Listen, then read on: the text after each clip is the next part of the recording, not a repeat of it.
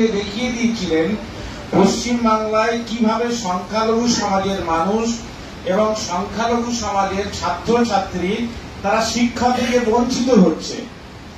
সেই বঞ্চনার অবসান ঘটানোর জন্য পরিবর্তনের পরে যে পরিবর্তনের জন্য সংখ্যালঘু সম্প্রদায়ের মানুষের এত বড় ভূমিকা ছিল, সেই পরিবর্তনের পরে সংখ্যালঘু সম্প্রদায়ের ছাত্রছাত্রীদের শিক্ষা ক্ষেত্রে তুলে আনার জন্য, কোয়ালিটি এডুকেশন দেওয়ার জন্য সরকার কি পদক্ষেপ গ্রহণ করেছেন যদি প্রশ্ন করেন, উত্তর পাবেন যে একটা এডেড মাদ্রাসা অনুমোদন দিয়েছেন, একটা মাদ্রাসা সরকারের পক্ষ থেকে প্রতিষ্ঠা করা হয়েছে, 10টা রাজ্যে 10টা কেবলমাত্র ইংলিশ মিডিয়াম মাদ্রাসা তৈরি করা হয়েছে, কোন মাদ্রাসায় স্থায়ী শিক্ষক নিয়োগ করা হয়নি। অথচ এই যে আনএডেড মাদ্রাসার শিক্ষকরা লড়াই সংগ্রাম করে নিজেদের পকেটের পয়সা খরচ করে তারা প্রতিষ্ঠান বানিয়েছেন, তারা জায়গা কিনেছেন এবং জায়গা কেনার পরে যে শিক্ষার অভাব সংখ্যালঘু সমাজের মধ্যে, সেই অভাব মেটানোর জন্য তারা নিজেরা চেষ্টা করছেন। 2013 সালে আনএডেড হিসাবে অনুমোদন দিয়েছেন। এই মাদ্রাসাগুলো আনএডেড হিসাবে অনুমোদন চায়নি, এরা সবাই এডেড হিসাবে অনুমোদন পাবেন এই আশায় মাদ্রাসা প্রতিষ্ঠা করেছিলেন। যখন দেখেছেন যে এডেড হিসাবে অনুমোদন রাজ্য সরকার দেবেন না, মুখ্যমন্ত্রী ঘোষণা করলেন যে কোন এডেড মাদ্রাসা দেওয়া হবে না, 10,000 আনএডেড মাদ্রাসা দেওয়া হবে। তখন বাধ্য হয়ে মাদ্রাসাগুলো বাঁচানোর জন্য ছাত্রদের স্বার্থে, ছাত্রদের সার্টিফিকেটের স্বার্থে, ছাত্রদের সুযোগ সুবিধার স্বার্থে আনএডেড হিসাবে অনুমোদন নিলেন।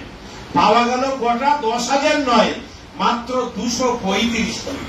2013 সালে পাওয়ার পরে 2023 সালে সাম্মানিক দেওয়া হচ্ছে কত? একটা গ্রাজুয়েট টিচারের জন্য মাত্র 6,000 টাকা।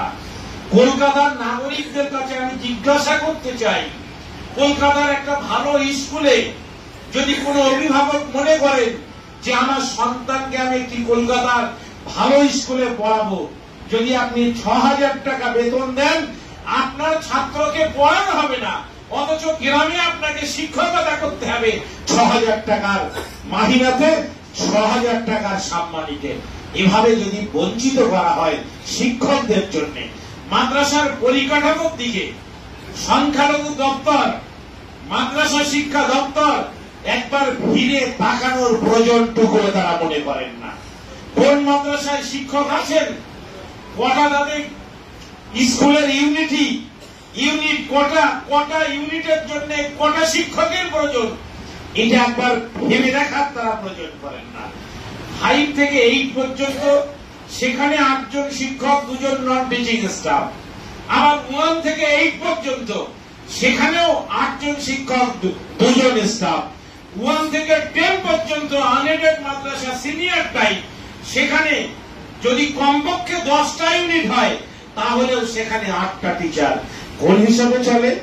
রাজ্য সরকারের যারা সংখ্যালঘু দপ্তরের মন্ত্রী কি আছেন, বারবার পাল্টায়, এতবার মন্ত্রী পাল্টালো তো তাদের নাম মনে রাখা আমাদের পক্ষে সম্ভব নয়।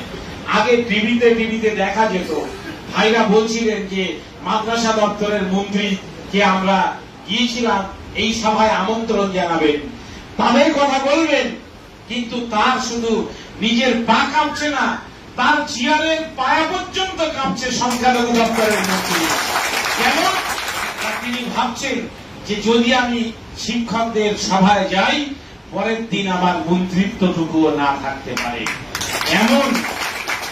এমন শিরদাঁড়াহীন মানুষদেরকে সংখ্যালঘু দপ্তরের মন্ত্রী অনুগ্রহ করে মুখ্যমন্ত্রী আপনি বানাবেন না।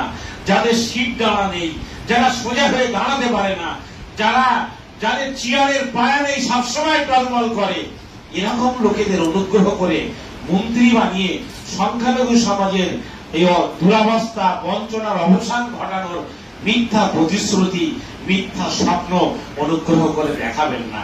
আমরা ওই দেশের নাগরিক, বিদ্বেষ হিন্দু মুসলমানের মধ্যে বিভেদের মেরুকরণ তৈরি হোক আমরা চাই না। আমরা সম্প্রীতি চাই, আমরা সৌহার্দ্য চাই, আমরা সৌভ্রাতৃত্ব চাই।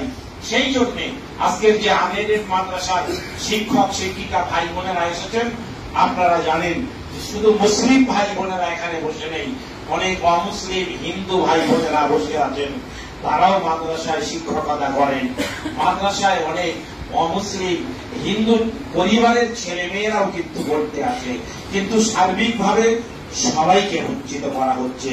এই বঞ্চনার অবসান ঘটানো হোক। মুখ্যমন্ত্রী যে আগস্ট মাসে বললেন, এত সময় ডিলে করছেন যে কোনোভাবেই অনুমোদন দেওয়ার কোনো গল্প নেই।